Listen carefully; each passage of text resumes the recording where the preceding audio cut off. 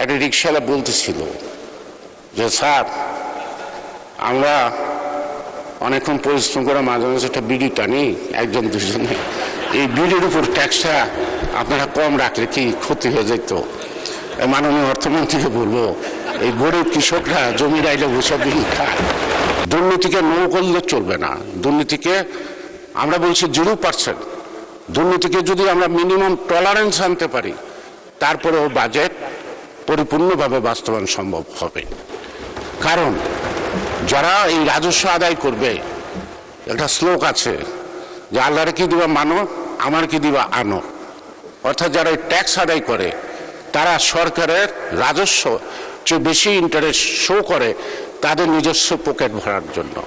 এই অভ্যাসে যদি পরিবর্তন করা যায়, মাননীয় অর্থমন্ত্রী যদি এই ব্যাপারে তার কোনো কৌশলগত দিক উপস্থাপন করতে পারেন, অর্থাৎ দুর্নীতিকে যদি আপনি হ্রাসমান করতে পারেন, তাহলে এই বাজেট খুব সফলভাবে সম্পন্ন হবে।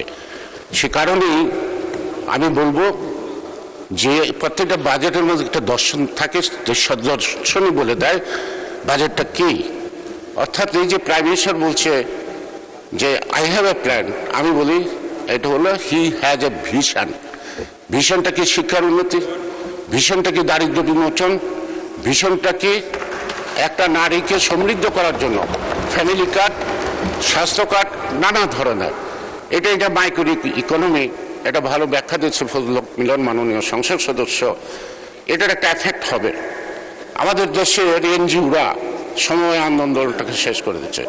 এই এনজিওরা ক্ষুদ্র ক্ষুদ্র ঋণ দেয়, তাদের সুদের হার দাঁড়ায় 33% থেকে 42%, অথচ ব্যাংকের সুদের হার 17% হয় না।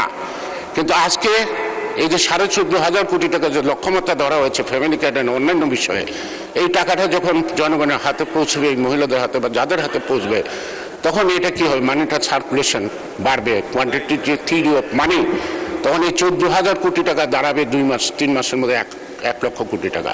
অর্থাৎ মানি যত হাত বদলাবে, মানি তত শক্তিশালী হয়। আইডল মানির কোনো দাম নাই।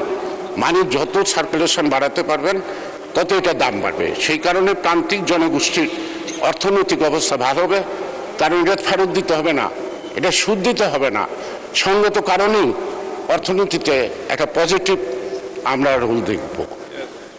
মাননীয় স্পিকার, অনেক জিনিসের দাম কমানো হয়েছে, অনেক জিনিসের দাম বাড়ানো হয়েছে।